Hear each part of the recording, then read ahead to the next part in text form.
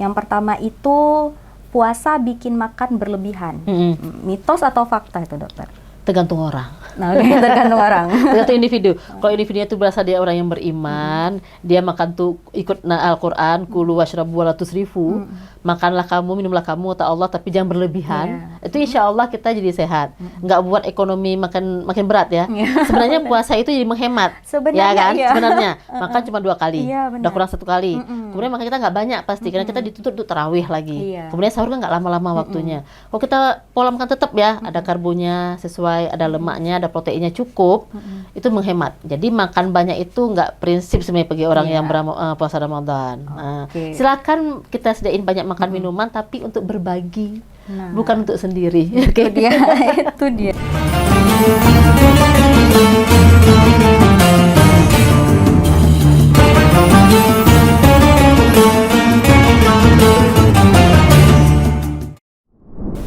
Assalamualaikum, halo Sobat Akademia, kembali lagi bersama saya Gina dalam podcast Bening Ramadan. Tidak terasa, di selama bulan Ramadan ini kita sudah menemani Sobat Akademia dalam podcast Bening Ramadan.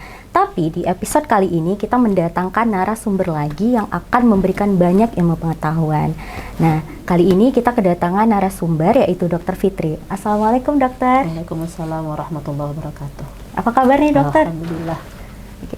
Jadi nih teman-teman, untuk podcast kali ini kita akan berbicara mengenai dunia kesehatan nih dokter.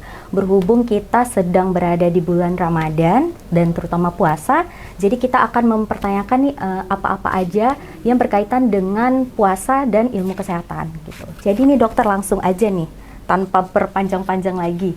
Nah, kalau misalnya puasa itu kan memang wajib bagi umat muslim ya dalam bulan Ramadan. Tapi sebenarnya definisi puasa dalam ilmu kesehatan itu apa sih dokter? Baik. Assalamualaikum warahmatullahi wabarakatuh. Alhamdulillahirrahmanirrahim. Hari ini kita bisa berkumpul, bertemu di 11 Ramadan. Insya Allah semua dapat keadaan sehat walafiat. Dan hukum berpuasa Ramadan itu wajib. Sudah dicantumkan dalam Al-Quran, surah Al-Baqarah, a'udzubillahi minasyaitonirrajim. Ya ayyuhalladzina amanu kutiba alaikumusiyam kama kutiba alal ladzina min qablikum la'allakum tattaqun. Jadi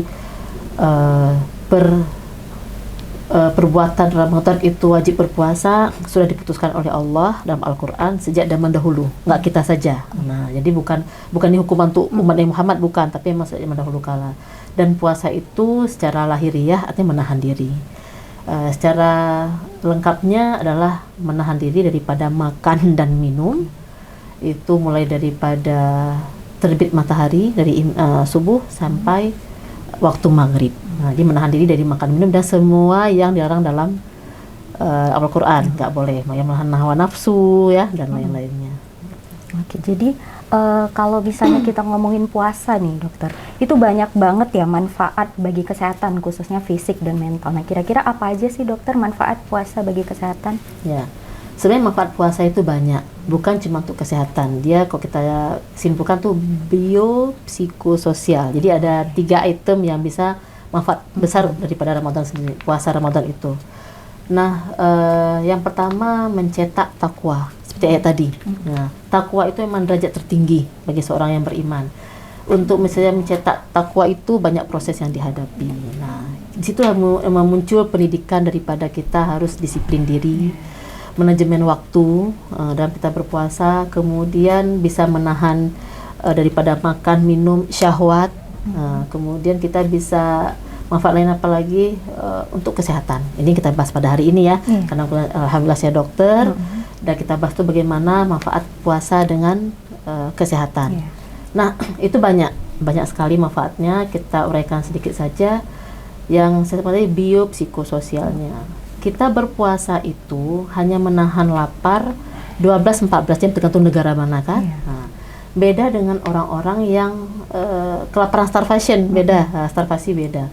Kita berpuasa ini ada waktu berbukanya dan ada waktu menahan dirinya, waktu berpuasanya. Saat kita berpuasa, kita hanya berpuasa 12 jam, nggak makan, nggak minum. Tapi saat itu, tubuh kita secara fisiologis mampu untuk mengontrol. Nah, karena ada apa? Ada niat di situ. Itu yang berbedanya.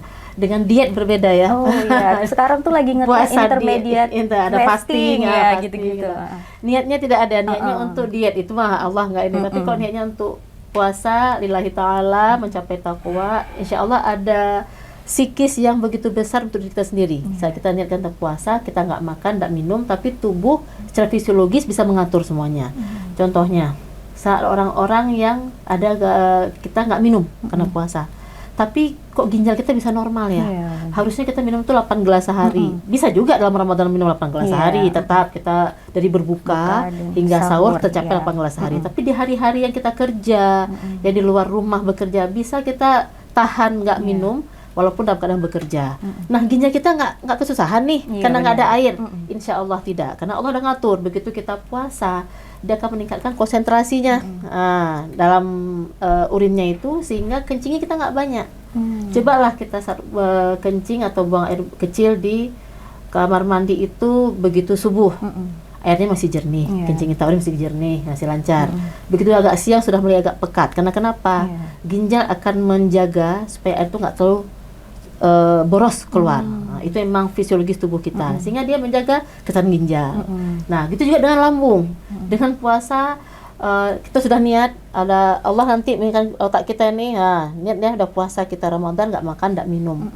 Tubuh kita, otak kita kembali ke hormon tubuh lainnya. Ini puasa ya, jadi nggak usah pingin makan, nggak usah pingin minum, begitu. Sehingga terjaga tubuh kita sehat. Jadi banyak sekali manfaat puasa, dan yang paling penting sekarang yang tren, diet puasa orang. Padahal dengan Ramadan ada namanya autopati.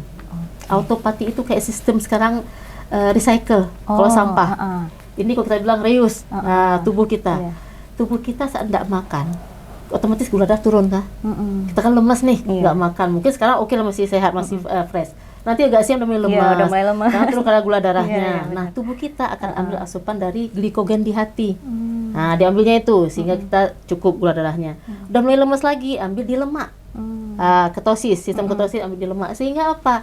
Kita jadi kolesterolnya rendah karena puasa, ya kan? Orang ada gula darahnya tinggi mungkin bisa normal kembali selama dalam Ramadan. Itu hikmah-hikmah terpenting kalau kita dengan puasa Ramadan. Oke, berarti banyak banget. Banyak banget. Lagi yang ratusan yang lain lagi. Oke, berarti banyak banget nih. Jadi nggak ada lagi alasan untuk tidak berpuasa, terutama umat Muslim tuh. Ya, Karena kecuali ada indikasi di dokter. Ya, itu sesuatu ya. Harus ada kecualinya. Pengecualiannya pun itu ada yang harus dipenuhi. Ada yang absolut, ada relatif, tergantung dokter nanti melihat kondisi pasien. Benar. Jadi kalau ada yang ini kebanyakan nih dokter nih kan sobat akademia ini kebanyakan mahasiswa-mahasiswa nih yang nonton. Nanti di tengah hari tuh sudah merasa lemas karena kuliah atau kepanasan, nggak usah takut, tubuh gitu. langsung udah ada ambil glikogen di hati, ambil lemak di tubuh, udah aman, nggak akan jadi nggak boleh lagi yang namanya puasa setengah hari ya teman-teman, jangan, karena manfaatnya itu banyak banget teman-teman, dan jangan pernah takut bahwa aduh ini gimana ya nanti kalau bisa puasa mahnya kambuh, itu banyak banget yang ngomong kayak gitu. Ada hadis Nabi toh, kan, Nuaim yang menyatakan pasumu tasihu, dari Abu Hurairah. Kalau Rasulullah SAW, sumu tasihu. Kalau kita puasa tuh sehat. Itu cuma satu kata Nabi ucapkan. Tapi begitu banyak maknanya setelah banyak penelitian-penelitian berikutnya begitu. Diakui sehat. Nah, kita udah ngomongin tentang manfaat nih. Terus tips-tipsnya apa sih dokter untuk menjaga kesehatan fisik dan mental selama puasa? Ya, yang pertama tetap kita lifestyle kita nggak berubah sih dengan yang nggak Ramadan. Lifestyle yang benarnya itu kan dari pola makan. Kemudian istirahat sama olahraga toh. Nah, kalau pola makan dan minum, karena kita berpuasa di pagi sampai sore hari, otomatis bertukar ke malam hari. Nah, kita selama ini kan mengatakan banyak minum ya Pak, dari pagi sampai maghrib. Malamnya secukupnya saja, 8 gelas tercapai, atau 2 liter. Tertukar sekarang ke malam hari, nggak apa-apa, tubuh nggak terkejut dia. Dia akan tahu karena niat tadi ya, niat nama itu Ramadan itu akan terpatri dalam hati kita, dalam otak kita, sehingga ya aman kita berpuasa Ramadan tuh. Tetap 8 gelas. Berbuka segelas, kemudian menjelang mau makan segelas setiap sholat maghrib. Selama tarawih, nah sukanya kan mahasiswa tuh nanti malas pipis. Benar. Sekarang mau pipis apa enggak? Kalau nggak mau pipis lagi, cuci darah. Sekarang HD, itu solusinya. Menjadi pasien HD, cuci darah, nggak ada pipis lagi. Jadi selama Allah kasih tuh kita pipis, alhamdulillah tuh luar biasa bisa pipis. minumlah selama tarawih, cuman jangan duluan minum. Tunggulah siap-siap ceramah, kira-kira dua rakaat 4 rakaat sholat tarawihnya, baru kita agak jor-joran minumnya. Begitu witir nanti udah saat pipis nggak apa-apa, sholat tarawih. Kemudian menjelang bangun tidur sahur, bangun tidur segelas lagi, pas sahur makan segelas lagi, tercapai dia 8 gelas sehari. Kemudian makanan, nah jangan terlalu dibom saat buka puasa ya, gorengan penuh. Kemudian yang lemak mesti ada cendol, itu santan. Kemudian ada bubur. Ada lagi apalagi kolak dan sebagainya yang terlalu tinggi karbonya nggak terkontrol, lemak itu nggak boleh, dijaga. Boleh ada buka puasa dengan kurma, itu wajib. Karena kurma itu bukan wajib di hukumnya, maksudnya sunnah muakkad ya, paling bagusnya. Kenapa? Dia ada mengandung gula, tapi dia berserat. Dia lama bisa orang lapar. Jadi kurma, salad air putih, kalau kue-kue silakan secukupnya. Kemudian sholat maghrib. Kemudian baru makan berat. Itu pun makan jangan satu piring segunung. Nah, diperhatikan karbohidratnya. Nasi kan karbo, mie karbo, roti karbo. Jadi disesuaikan saja. Ada karbohidrat, ada sayur, ada ikannya, kalau ada buahnya. Kalau mau susu silahkan. Nah, kemudian saat sahur, nah itu sahur sebaiknya itu dilakukan. Jangan dipercepat. Jangan sahur itu sebelum tidur malam, nggak dianjurkan. Kita makan tuh waktu berbuka kan tak atur porsinya, 40% saat berbuka, kemudian 10% nanti waktu kita pulang taraweh. Sahur juga kita makan kembali, dan diakhirkan sahur itu tetap ada makan karbohidratnya, ada protein, lemaknya wajib ada. Jadi cukup sempurna kebutuhan kita walaupun kita dalam keadaan puasa.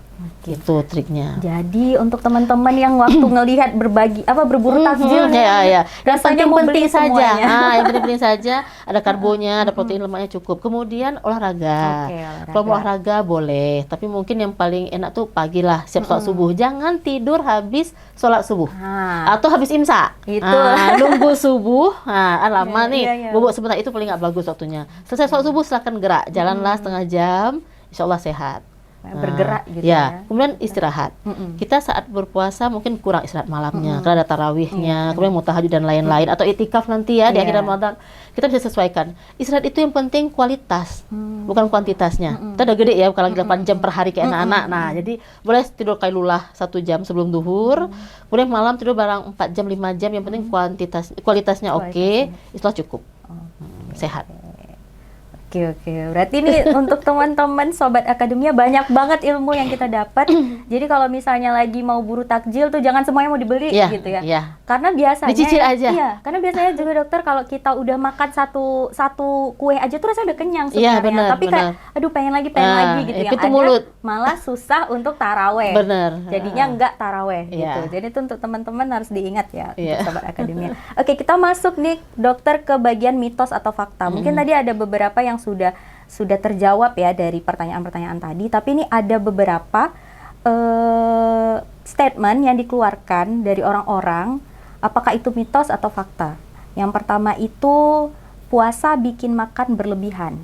Mitos atau fakta itu dokter? Tergantung orang. Nah, tergantung orang. Tergantung individu. Kalau individunya itu berasal dia orang yang beriman, dia makan tuh ikut Al-Quran, kulu washrabu wala tusrifu, makanlah kamu, minumlah kamu, kata Allah, tapi jangan berlebihan. Itu insya Allah kita jadi sehat. Nggak buat ekonomi makin berat ya. Sebenarnya puasa itu jadi menghemat. Sebenarnya makan cuma 2 kali, udah kurang 1 kali. Kemudian makan kita nggak banyak pasti, karena kita dituntut untuk tarawih lagi. Kemudian sahur kan nggak lama-lama waktunya. Kalau kita pola makan tetap ya, ada karbonya sesuai, ada lemaknya, ada proteinnya cukup, itu menghemat. Jadi makan banyak itu nggak prinsip sebenarnya bagi orang yang puasa Ramadan. Silakan kita sediain banyak makan minuman, tapi untuk berbagi, bukan untuk sendiri. Itu dia. Benar, berarti itu masih tergantung individu. Terus yang kedua, puasa memicu stres dan susah fokus. Sebenarnya dengan puasa adrenalin kita tuh turun. Nah, dia mengontrol tekanan darah, mengontrol nadi kita, mengontrol stres kita, nggak mudah marah. Itu yang benarnya. Bahkan kalau orang adrenalin tinggi, marah dia, itu bisa naik 20 sampai 30 kali lipat adrenalin di tubuh. Naik tensi terakhirnya, naik tekanan darahnya, kemudian naik nadinya cepet, serangan jantung dong. Sebenarnya itu. Nah, Ramadan puasa ini menurunkan adrenalin. Kita lebih slow motion ya, lebih sabar, lebih cepat. Kalau marah, aku lagi puasa nih, jadi tahan, sabar. Jangan Jadi enggak ya, puasa itu ini menurunkan adrenalin. Berarti mitos. Tapi Ya. kenapa ya dokter ini masih banyak banget sama Eh. puasa tuh yang rasanya pengen marah gitu. Ya, berarti dia belum Itu- puasa. Oh, oke, berarti Kalau dia udah niatnya puasa, mungkin niatnya ini belum ya, ke hati, sehingga hati itu nggak melintas ke otak. Otaknya tolong ya, semua hormon tuh slow ya, sabar. Adrenalin jangan bangun, nah biasa saja, sehingga insya Allah baik-baik saja. Jadi kalau niatnya betul-betul, nggak akan tercapai kita yang bagus tadi. Yang kalau kita puasa betul-betul, tercapai sumu taswihu. Kalau nggak betul-betul, muncullah penyakit yang lainnya. Karena sumber penyakit itu dari perut. Sama dari otak nih, stresnya tinggi. Benar, dokter. Benar. Oke, selanjutnya olahraga saat puasa membuat tubuh jadi lemas. Jangan olahraga siang hari. Iya benar. Ya jangan lari-lari Jangan di lari tengah siang hari, panas ya. mau berjemur di siang hari. Iya, benar. Ada pendapat yang menyatakan bahwa kalau olahraga tuh pagi, insya Allah bagus, siap subuh. Karena kita perlu sahur juga. Iya. Kita membakar kembali yang energi tadi dengan olahraga pagi hari dan sahur. Ada orang saat mau berbuka katanya. Ya, itu tergantung orang juga, tergantung itu kan case by case. Kalau emang dia mulai lemas sore hari, dia paksakan kembali untuk olahraga di sore hari, membuat dia drop, itu nggak baik. Ada orang yang menganjurkan habis tarawih katanya, karena masih banyak makan. Tapi kok saya sendiri yang memilihnya itu habis sholat subuh. Karena kita udah siap imsak tadi, kita baru makan, kemudian udara segar pagi hari sangat fresh, Iya, benar. kita jadi lebih sehat kembali. Itu. Oke, berarti kalau olahraga tergantung Tetap, waktunya. tergantung waktunya, jangan siang hari. Iya, Kamu kalau lemas. siang hari rasanya lihat yang agak lihat- sedikit, waduh. Lihat air got aja dah Iya, pingin. iya. Udah pengen diminum aja. Oke, ini yang terakhir nih, dokter. Sahur boleh dilewatkan. Sahur Itu itu banyak sunnah, banget kayaknya. sunnah yang paling dianjurkan oleh Nabi. Karena kenapa? Saat sahur itu banyak sekali hikmah yang kita dapat, bukan cuma makan doang. Ya, saat sahur itu kita minta doa, segala doa itu dikabulkan. Karena kenapa? Emang Allah tuh turun ke langit bumi, lihat hambanya mana minta doa. Jadi doa dikabulkan di situ. Istighfar itu ibadah yang paling besar saat sahur. Kemudian berkahnya saat kita sahur itu luar biasa, bukan cuma untuk ngenyang doang. Makan minum kan itu aja, tapi hikmah luar biasa. Jadi sahur tolong jangan dilewatkan, tapi diakhirkan. Contohnya kita imsak sekarang mungkin 5.15 atau 15 gitu imsaknya. Kita setengah 5 udah bisa sahur. Selesai sahur kita berdoa. Kemudian kita beristighfar di situ. Jadi bulat semuanya kebutuhan kita itu. Mau minta ujiannya lulus cepet, skripsinya cepet selesai kan, keuangannya oke, rezekinya banyak, berkah semua itu minta waktu sahur. Jadi jangan dilewatkan. Ya. Jadi ini kebanyakan Cuma diakhirkan. mahasiswa itu kan kalau misalnya ngekos ya, terutama dokter pasti pada udahlah entah kelewat sahur ataupun nggak sahurnya kebangun. terlalu cepat, Sahurnya sebelum pas tidur tengah malam, itu nggak gitu, boleh. karena mengganggu tidurnya lah. Ya. Gitu. Nah, berarti untuk teman-teman tidak dianjurkan harus itu sahur dan diakhirkan. Sahur itu nggak ada jam 2 ya. Dia diakhirkan karena mendekati imsak. Nah, jadi kalau Nabi sudah menganjurkan hal-hal tertentu, itu pasti sudah ada manfaat yang luar biasa, hikmah luar biasa di situ. Ya. Oke, nah jadi nih, aduh teman-teman sobat akademia nih, seluruh podcast ini isinya daging semua ya teman-teman. Jadi jangan sampai dilewatkan, dan ilmu-ilmu ini semoga bermanfaat. Dan terima kasih kepada Bu Dokter sudah memberikan banyak ilmu. Dan untuk teman-teman sobat akademia, jangan lupa like, komen, dan share video ini sebagai teman ngabuburit atau mungkin sebagai teman untuk sahur nih.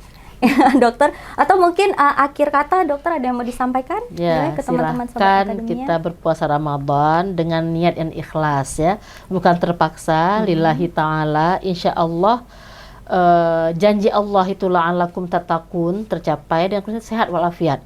Silakan berbuka puasa dengan menu yang halalan thayyibah, dan silakan akhirkan sahur kita, insya Allah kita dapat sehat walafiat. Oke, terima kasih dokter. Jadi untuk teman-teman, sekali lagi jangan lupa like, komen, dan share video ini untuk teman ngabuburit dan teman sahur teman-teman. Akhirul kalam, assalamualaikum, terima kasih.